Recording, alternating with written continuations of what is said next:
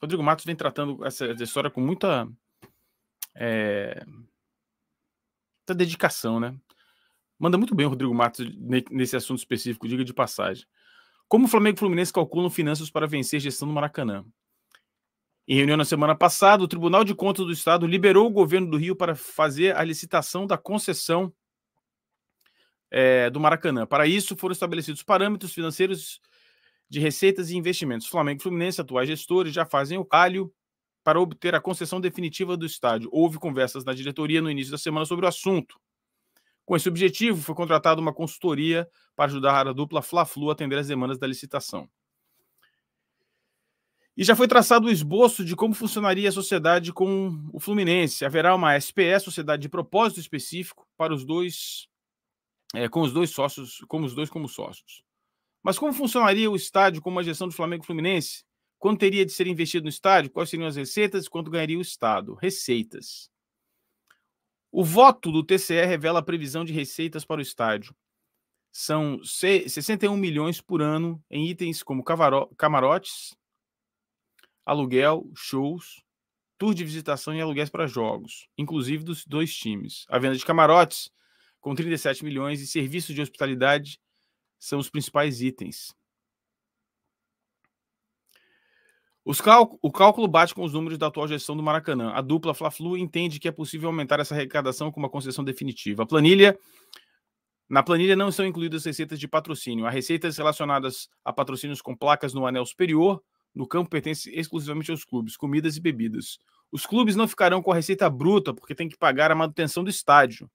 A gestão do Maracanã entende que as receitas são suficientes para quitar as despesas de manutenção da arena. O balanço do Flamengo registra receita com o estádio. Investimento. Pelos termos do TCE, foi mantido o total de investimento de 163 milhões no Maracanã durante o período de 20 anos de concessão. Isso é um dado importante. Esse dinheiro será usado para reparos e modernização, sendo os maiores gastos com a cobertura do estádio, que terá de ser refeita aos poucos. Esse seria um investimento obrigatório. Eu já falei aqui, antes da gente continuar lendo, eu já falei aqui que não vai ser 160 milhões. Né? Só a cobertura são 200 milhões, e aqui ele diz também. A dupla Fla-Flu, na realidade, um investimento maior. A dupla Fla-Flu calcula, na realidade, um investimento maior do que esses, 200 milhões. O número foi publicado pelo blog no final do ano passado e continua a ser a estimativa dos dois clubes. Há melhorias que a atual gestão que o Flamengo do Maracanã entende serem necessárias que não estão nos gastos obrigatórios. Entre elas, há empreendimentos para aumento de receita e incremento dos acessos. Dinheiro para o Estado. A outorga estabelecida como mínima para a concessão é de 6,1 milhões ao ano. Obviamente, propostas mais altas podem ser feitas para vencer a licitação. Ou seja, essa é a grana que os clubes têm que pagar ao Estado, um valor mínimo, e aí a licitação tem dois aspectos, né? Tem o aspecto técnico, a proposta técnica, como o estádio vai ser gerido, como o estádio vai ser administrado, e tem a financeira, de quanto eles vão pagar. Os aspectos técnicos são mais importantes do que a financeira, mas o aspecto financeiro também é importante. E eu vou falar sobre o aspecto técnico. O aspecto técnico, deixa eu falar agora sobre o aspecto técnico. O aspecto técnico fala essencialmente no número de times que serão atendidos, tá, pelo estádio, e a quantidade de jogos. Mas tem um detalhe importante. Flamengo e Fluminense, administrando o estádio, conseguem garantir um número mínimo de jogos. O Vasco e a W Torre não vão ter essa capacidade, mas tem um porém aí. Nessa proposta, a proposta técnica, se o Vasco e a Walter Torre fizerem uma proposta técnica bem escrita, bem redigida, bem calculada, eles podem se aproximar muito dos números de Vasco, de Fluminense e Flamengo, porque o Fluminense e o Flamengo vão ter que jogar no Maracanã por um certo período de tempo. Então isso talvez continue acontecendo, tá? É uma questão de detalhes, tá? Pela regra determinada pelo TCE, 5% das receitas brutas têm que ser repassadas ao Estado. Anteriormente, o percentual indicava sobre a receita líquida. Ou seja, o governo receberia 3 milhões pelo menos por essa fatia de receita. Receberia pelo menos, está errado, esse uma está errado aqui. Pelo cálculo do TCE, Com esse valor de receita, o prazo de 20 anos, o contrato teria equilíbrio entre ganhos do concessionário, que vem vencer a licitação, e do Estado. Bom, eu vou colocar mais informações aqui do Rodrigo Matos, porque o Rodrigo Matos, ele é muito gentil, ele respondeu algumas perguntas no Twitter, que eu vou colocar na tela na sequência. Não vou colocar na tela agora, porque são questões importantes, tá? E vão nos ajudar no nosso debate aqui.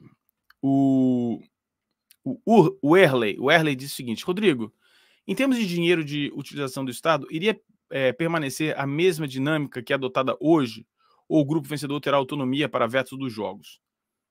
Comentário importante. Isso não está no voto do TCE, mas pela licitação original, que não deve mudar muito nesse aspecto, tem obrigação de ceder em condições iguais a outros clubes. A questão do calendário de jogos a se discutir.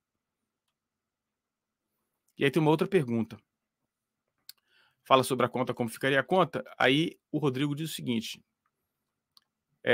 não peguei os dados de quanto tem que pagar para essa matéria, mas o número que eu tinha era de 2 milhões por mês para manter, ou seja, 24 milhões por ano. Essa receita total aí é a que tem de compartilhar com o Estado. Tem ainda patrocínios de bebidas de comidas, que não está previsto pela regra do TCE. Eles preveem uma receita maior com a concessão definitiva. Aí você tem que levar em conta que bilheteria está fora disso, que sem estádio não tem como ter sócio de quase 100 milhões. O Maracanã é bem importante, mas sim gera menos do que estádio próprio. Tá? E aí tem um outro comentário. E esse próximo comentário é muito importante. O novo prazo de concessão do Maracanã seria de 20 anos, certo? Isso não seria conflitante com o projeto de estádio próprio do Flamengo? Se o projeto sair, sim, teriam períodos coincidentes. Flamengo trata com prioridade garantir o estádio agora para poder tocar o projeto a longo prazo. No final das contas, esse conflito Fla-Flu e Vasco é por falta de um estádio no Rio, o que se resolveria com um novo. Aí que está um ponto importante. É possível, segundo o nosso amigo Breno, fazer replantios, programar mais replantios e fazer mais replantios da grama para ter uma grama de maior qualidade. Mas há uma questão, alguns gargalos que acontecem em determinados períodos do ano que dificilmente conseguirá ser resolvido. Ou seja, o gramado vai ter a sua própria limitação. Por exemplo, em agosto ou setembro, há algumas competições de mata-mata e é muito provável e possível que Flamengo, Vasco, Fluminense estejam nelas. E por serem mata-matas e fases mais avançadas, Copa do Brasil, Libertadores, Sul-Americana, é possível que esses times, Flamengo e Fluminense, irão jogar e o Vasco queira jogar no Maracanã. Então, haverá situações como a que aconteceu aí na época do Mar de Lama, né? Fluminense jogou na quinta, Flamengo jogou no sábado, Vasco jogou no domingo, ou qualquer outro time, não importa, no domingo de manhã. E talvez tenha jogo na quarta novamente. A questão que está muito clara hoje é que há um problema com a quantidade de jogos e com os tamanhos de estádios disponíveis no Rio de Janeiro. Então, tem o São Januário, vou pegar a capacidade certinha aqui de São Januário hoje, vamos falar besteira, Januário, capacidade, se eu não me engano são 21 mil lugares. Então, São Januário com 21 mil lugares, Newton Santos com 46, Maracanã com 78. O Newton Santos, grama sintética. Então, em algumas situações, não vai servir. Então, o que acontece? No Rio de Janeiro, você tem um estádio com 20 mil e um estádio com 80 mil.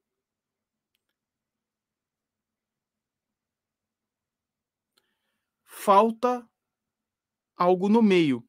Só que aí não faz sentido. Teoricamente,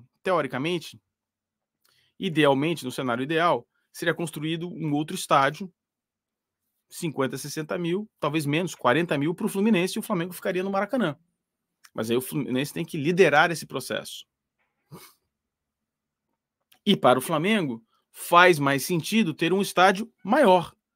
E se você calcular, organizar a quantidade, fazer a conta da quantidade de jogos necessários para esses 3 times e as capacidades disponíveis,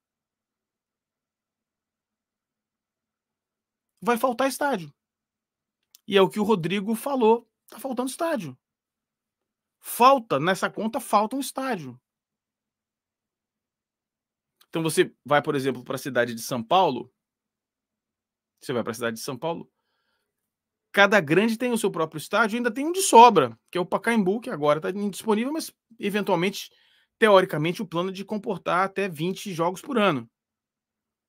Eu não sei qual será a capacidade do Pacaembu depois da reforma. Vai perder acho que 8 mil lugares, né? Está dizendo 40 mil, mas não é 40 mil que vai perder o tobogã. Então vai diminuir para 25 mil. O Pacaembu chega a 40% das obras e terá grama sintética. Pronto, então tira o Pacaembu, já não está mais nessa conta. Cada clube tem um estádio. E aí, obviamente, faz sentido. Cada um tem um estádio. Os gramados são melhores, funcionam bem. O gramado do Morumbi é um tapete. O gramado da Neoquímica é um tapete. O gramado do Palmeiras, do Palestra Itália, literalmente é um tapete, né? E aí vai machucando os jogadores, como a gente viu ontem. Então a conta não fecha. No Rio de Janeiro, serão 3 times ou 2 times e meio jogando em um estádio só. 2 times, Flamengo e Fluminense, e o Vasco ocasionalmente jogando. Entendeu?